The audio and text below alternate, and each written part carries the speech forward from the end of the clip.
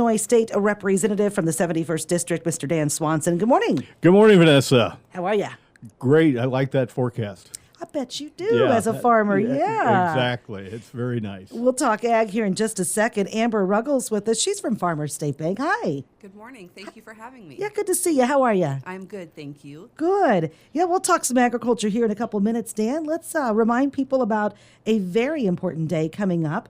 I'm really excited about you guys coming in doing this upcoming seminar. Tell us all about it. On the Farmland Assessment Seminar, this is something that we've partnered with our local Farm Bureau offices to bring to our farmers, bankers, ag lenders, landowners to talk about the process for and the reasons why the farmland tax assessments continue to increase. It's presented by Brenda Matherly. She's a subject matter expert with the Farm Bureau office out of Bloomington. And she comes up and puts together a great program, about an hour long. Tuesday, September 2nd, we kick it off at 10 a.m., at 1 p.m. at the Moline Public Library. And that's the Rock Island, Henry County Farm Bureaus kind of teaming up on that one. And then we move at to 3 p.m. to the Knox County Farm Bureau there in Galesburg. And that's once again at the Knox County Farm Bureau, 3 p.m. And then Wednesday, September 3rd, we kick off early morning at 8:30 here at the Warren Henderson County Farm Bureau office in Monmouth. And that's kind of a combined Warren Henderson, Mercer County Farm Bureaus putting that together. And then we go 11 o'clock to Spoon River College Community Outreach Center in Macomb. And I just want to let people know, if you can't make the 1 o'clock, if you live in Rock Island or Henry County and you can't make the 1 o'clock, you're more than welcome to go to the Knox County Farm Bureau one at 3 o'clock. We don't ask for IDs. We don't say, well, you can't come in because you don't live in this county. We just want to make this available to everyone who wants to learn about the farmland tax assessments. I know one thing. It's going to be high. Yes. Yeah, they go up, and there's it seems like taxes are just higher. I don't know. Yes. Valuation goes up, so property taxes go up primarily on our homes. On the farmland tax assessment, it's just a little bit different. It's not necessarily based upon the values or the farmland sales. It's more based upon the farm soil types. Gotcha. And those soil types there's such a variance across Illinois from soils that are waste ground to soils that are producing 250 bushel corn every year. Gotcha. And the idea is to try and bring those together to a medium range there. So Brenda puts together a great show, great program, complete with PowerPoint slides and great information to walk home with. Glad that this is going to happen for our farmers to be able to take advantage of an opportunity to learn about their own asset. Absolutely. It's great to partner with Farm Bureau. Yes, to absolutely. Put this together, and our directors at each one of our Farm Bureau offices are so supportive and so receptive to hosting these events. You're going to be out there Friday for the Farm Bureau golf outing? I will be. I've got a team in there in the ag in the classroom. There's nothing more important than ag in our classroom for our kids. Well, that and a Tri-County Cattleman ribeye at lunch. Well, that helps too. No, we're there to support Anna Sharp and all of the ag in the classroom opportunities and the foundation scholarships. So, yeah. Right. This will be my third. I was in the Henry County Ag in the classroom, Knox County Ag in the classroom. So now it's the Warren Henderson County Farm Bureau Ag in the classroom. So. Okay. Amber, tell us about another upcoming event that takes place in Alexis, and we'll talk about the one that happens here in Monmouth, too. Okay, so we are partnering with Dan and several others, and we are going to be putting on a scam seminar. It's going to be September 10th from 11 to 12-ish. The doors will open at 10:30. It's going to be at the Alexis Community Center. And we're really just here to raise awareness and bring knowledge to everyone on these horrible scams that are going around and have been for quite some time. And so we really just want to encourage everyone to come. We did this last year over in the Alpha area and had a wonderful turnout.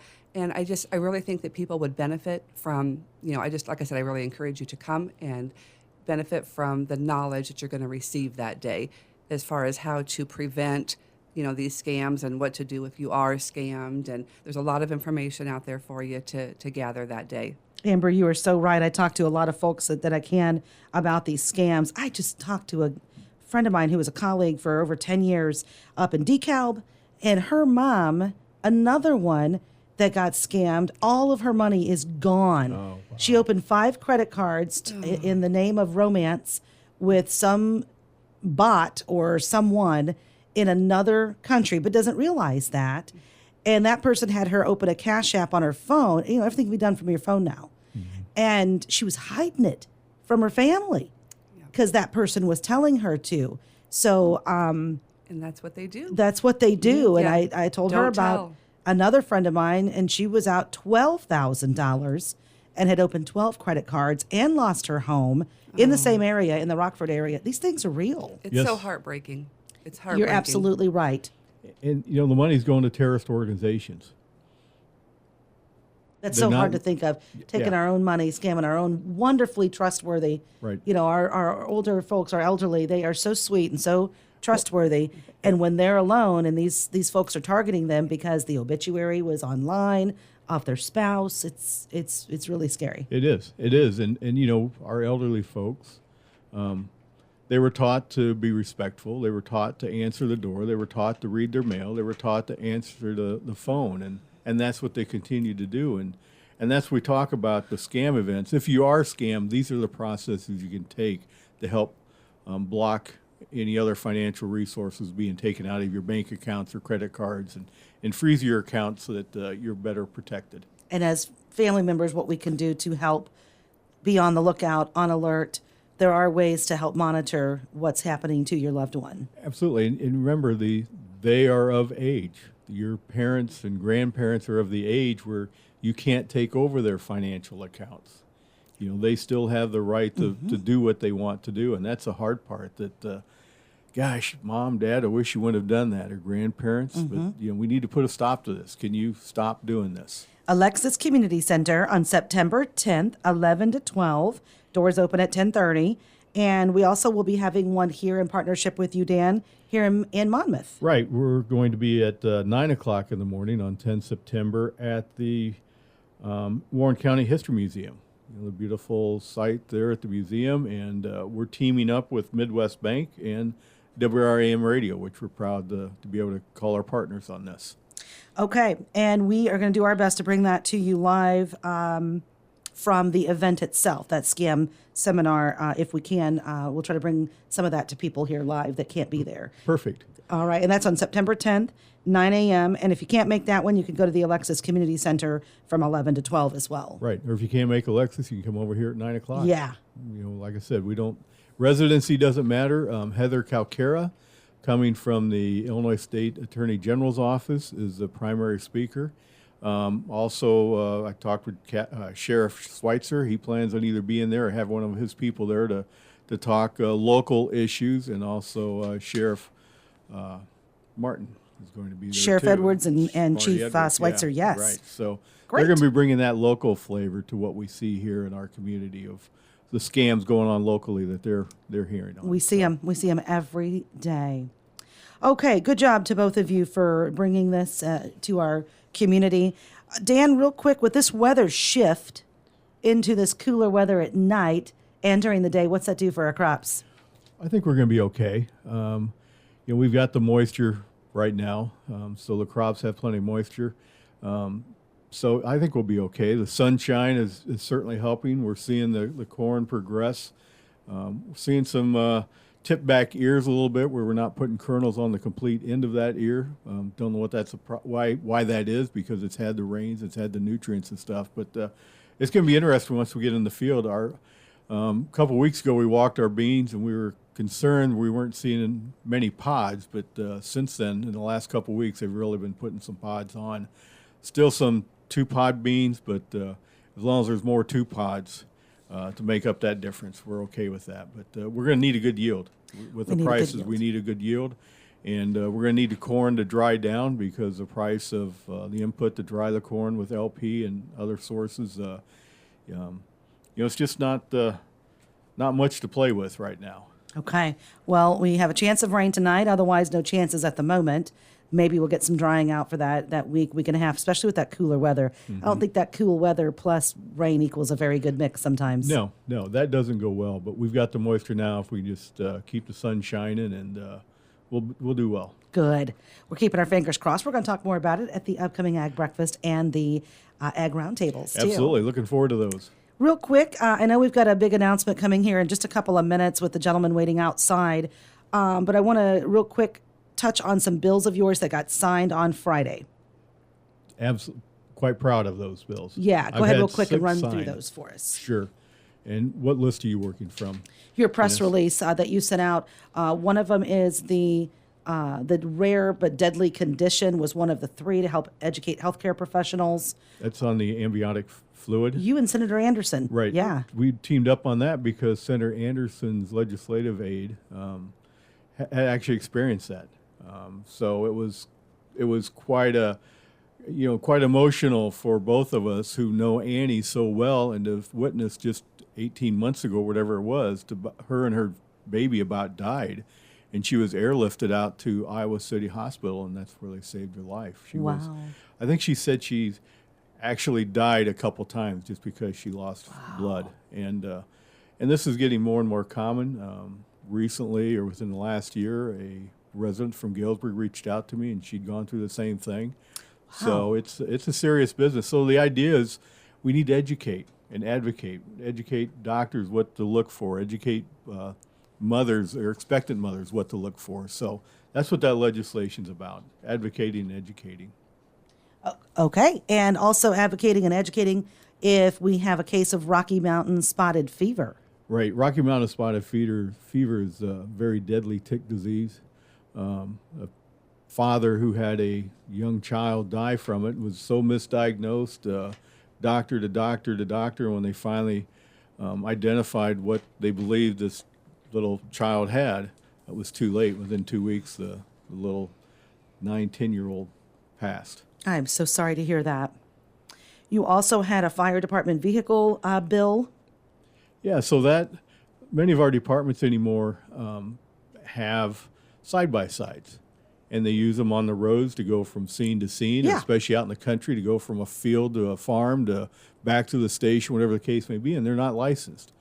And so the secretary, working with the Secretary of State's office, we were able to get plates put on these side-by-sides and other type vehicles that are not licensed that departments use at no cost.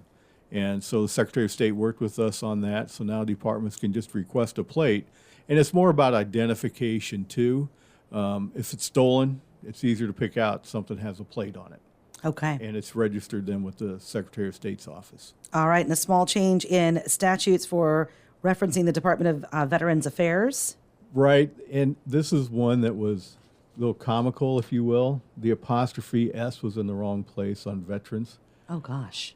So it was something we had to do to make our grammar correct Okay. in our lingo. So we removed that little apostrophe. Okay, Took that's legislation to do that. I know it's I hard to remember when understand sometimes, but when Noreen had to pass legislation so that it was okay to pick up a rodent off the road that you hit. Remember yeah, that? Right. So, Goodness. And back to the Rocky Mountain spotted fever. I'm so sorry that little boy or girl passed. And you're right. Any type of Lyme disease, any type of tick-borne disease, it is misdiagnosed often, and anything we can do to change that. right. And it's become more and more prevalent. I've reached out to Congressman Gutenheimer, who has a couple pieces of legislation at the federal level to help bring more awareness and hopefully bring more dollars to our state health departments. One of his legislations or bills is to create a stamp for tick-borne diseases. You can purchase a stamp, put it on an envelope, and those funds will go for research and education within our states. Additionally, a legislation to help bring more awareness. So that if you're going into an area where ticks are prevalent and known to be carrying a high disease, your cell phone may alert to that area being a high risk area. So a couple of legislations. And Thank you. Good job. Yeah. So Normal legislation, we call that. right. And then the Senator Kay Hagan Act, which is an act that provides funding, it is up to expire. So I've reached out to our local Congress people here in our districts and saying, hey, we need to help support this. Okay. It's important. And again, Amber, real quick, what day and time do we get to see you guys at Farmer State Bank in Alexis? That would be September 10th from 11 to 12. Doors open at 10:30 over in the Alexis Community Center. Okay, if you can't do that one here at 9 a.m., Dan, at Midwest or at Warren County History Museum. Right, being hosted by Midwest Bank and our own WRAM radio. Okay, and that's on September 10th as well. And don't forget the Farmland Assessment Seminar coming up on Wednesday, September 2nd. Wednesday, September 3rd. 3rd. At Warren Henderson Farm Bureau office and also Spoon River College down in Macomb. Yep, 2nd was Rock Island, my bad. And Knox County. Rock Okay. Island County at 1 p.m. at the Moline Public Library and 3 p.m. at the Knox County Farm Bureau. Okay. And then on Wednesday, September 3rd, 3rd. Okay. 8:30 at Warren Henderson Farm Bureau and 11 o'clock Spoon River College. Great. Thank you so much. I appreciate this very much. You guys go have a great day. Thank you for your time this morning. I'm heading to Galesburg High School to present a student with a certificate and a flag. He was a national recipient, or he's a recipient of a national award with his tech stuff. He did Very some nice. tech, yeah, Liam Dilly. So Liam Dilly. Well, congratulations to Liam Dilly. yeah, good young student who won a national award. I love it. Yeah. Okay. Have a great day. Thank you.